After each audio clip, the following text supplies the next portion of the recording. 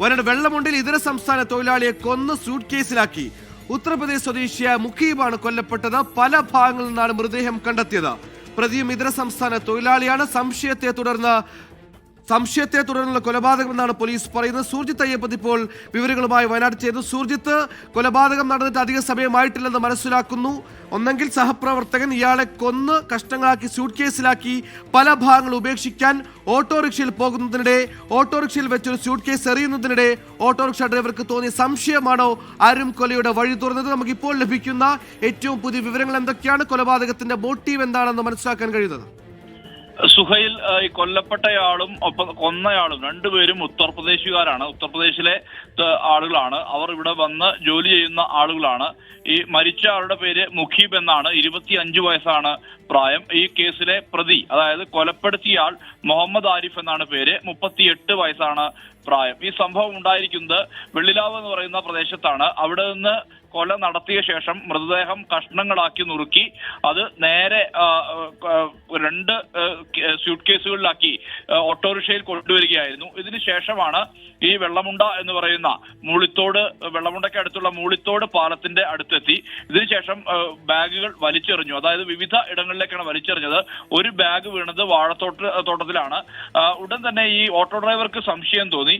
ആ സംശയമാണ് ഈ ഒരു കൊലപാതകത്തിന്റെ ചിത്രം തെളിയാനുള്ള പ്രധാനപ്പെട്ട കാരണം. ഓട്ടോ ഡ്രൈവർ നേരിട്ട്, അതായത് അപ്പോൾ തന്നെ പോലീസിനെ, ഇയാളെ തടഞ്ഞു വെച്ചുകൊണ്ട് പോലീസിനെ വിളിച്ചു. ഇതിനകം തന്നെ ആളുകൾ കൂടി ഈ പ്രതിയെ തടഞ്ഞു വെക്കുകയാണ് ഉണ്ടായത്. പോലീസ് എത്തി ചോദ്യം ചെയ്തു. ഇതിൽ നിന്ന് ഭാര്യയുമായി ഇയാൾക്ക് ബന്ധമുണ്ട് എന്നുള്ള സംശയത്തിന്റെ അടിസ്ഥാനത്തിലാണ് ഈ കൊല നടത്തിയത് എന്നുള്ള തരത്തിലുള്ള ഒരു വിവരമാണ് പുറത്തു വരുന്നത്. മരിച്ചയാളുടെ പേര് മുഖീബ് എന്നാണ്.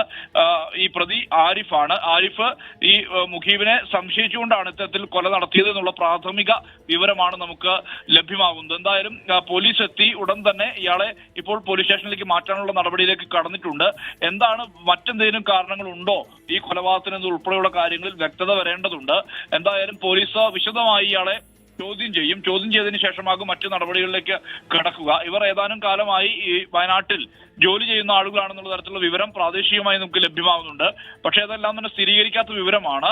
എന്തായാലും മറ്റു നടപടികളിലേക്ക്, അതായത് ചോദ്യം ചെയ്തതിനു ശേഷമാകും കൂടുതൽ നടപടികളിലേക്ക് കടക്കുക എന്നുള്ളതാണ്. എന്തായാലും നാടിനെ നടുക്കിയ വല്ലാത്ത ഒരു അരും കൊലയാണ് ഉണ്ടായിരിക്കുന്നത്. ആ അരും കൊല നടന്നിരിക്കുന്നത് ഈ വെള്ളമുണ്ട തൊണ്ടർനാട് സ്റ്റേഷന്റെ പരിധിയിലുള്ള പ്രദേശത്താണ്. സംഭവം നടന്നിട്ടുള്ളത് വെള്ളമുണ്ട സ്റ്റേഷൻ പരിധിയിലാണ്. തൊണ്ടർനാട് സ്റ്റേഷൻ പരിധിയിൽ ആണ് മൃതദേഹങ്ങൾ ഉപേക്ഷിച്ചിട്ടുള്ളത്. എന്തായാലും ഇതുമായി ബന്ധപ്പെട്ട മറ്റു നടപടികളിലേക്ക് പോലീസ് കടന്നിട്ടുണ്ട്. നാട്ടുകാരും ഒപ്പം തന്നെ ഓട്ടോ ഡ്രൈവറുടെ സംയോജിതമായ ഇടപെടലുമാണ് ഇത്തരത്തിൽ ഒരു കൃത്യമായ രീതിയിൽ തന്നെ അത് പിടികൂടാൻ ഇപ്പോൾ പോലീസിന് കഴിഞ്ഞിട്ടുള്ളത്. പ്രതി കസ്റ്റഡിയിലാണ്. പ്രതിയെ വിശദമായി ചോദ്യം ചെയ്ത ശേഷമാകും അറസ്റ്റ് ഉൾപ്പെടെയുള്ള നടപടികളിലേക്ക് കടക്കുക. സുഹൈൽ, സുജിത്ത്, സ്വാഭാവികം ഒരു കൊലപാതകം നടന്നാൽ എങ്ങനെ കൊന്നു, എന്തിനു കൊന്നു തുടങ്ങിയ ചോദ്യങ്ങളാണ് ഉയരുക. ഈ ഘട്ടത്തിൽ മോട്ടീവ് ഏറെ കുറെ പറയത്തക്ക രീതിയിലാണെങ്കിൽ പ്രാഥമികമായി മനസ്സിലാക്കുന്നു ഈ കൊല്ലപ്പെട്ടയാൾക്ക് കൊന്നയാളുടെ ഭാര്യയുമായി ബന്ധമുണ്ടെന്ന സംശയത്തിൽ കൊലപാതകം നടക്കുന്നു. ഇനി ഇത് എങ്ങനെ കൊലപ്പെടുത്തിയെന്ന ചോദ്യമാണ് ഉയരുന്നത്.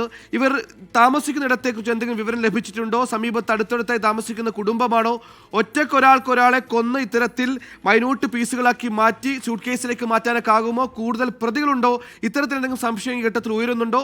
രണ്ടാമത്തെ ചോദ്യം, പിന്നീട് ഈ ഓട്ടോറിക്ഷയിൽ ഒരേ ഓട്ടോ വിളിച്ച് 2-3 സൂട്ട് കേസുകളിലാക്കി പലയിടത്തായി ഓട്ടോറിക്ഷ ഡ്രൈവറുടെ സാന്നിധ്യത്തിൽ തന്നെ മൃതദേഹം ഡംപ് ചെയ്യാനാണ് ഇയാൾ ശ്രമിച്ചത്?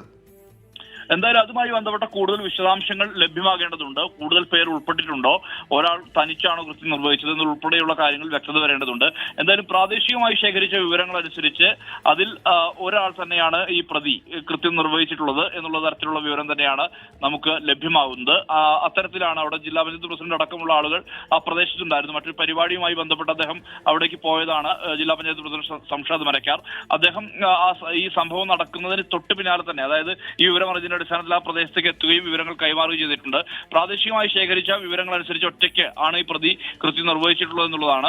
ഇനി ഇതിന്റെ കാരണം സംബന്ധിച്ചുള്ള ഇതിലൊക്കെ വ്യക്തത വരേണ്ടതുണ്ട്. അതെല്ലാം തന്നെ ചോദ്യം ചെയ്യൽ മാത്രമേ വ്യക്തത വരികയുള്ളൂ. ആ ചോദ്യം ചെയ്യൽ നടപടിയിലേക്കാണ് ഇനി പോലീസ് കടക്കുന്നത്. എന്തായാലും ഇത് വല്ലാത്തൊരു നടുക്കം ആ പ്രദേശത്ത് ഉണ്ടാക്കിയിട്ടുണ്ട്. ഇവർ ഏതാനും നാളുകളായി ഇവിടെ വയനാട്ടിൽ ജോലി ചെയ്യുന്ന ആളുകളാണ് എന്നുള്ള തരത്തിലുള്ള വിവരം പ്രാദേശികമായി നമുക്ക് ലഭ്യമാകുന്നു. പക്ഷേ ഇത് സ്ഥിരീകരിച്ചിട്ടില്ല.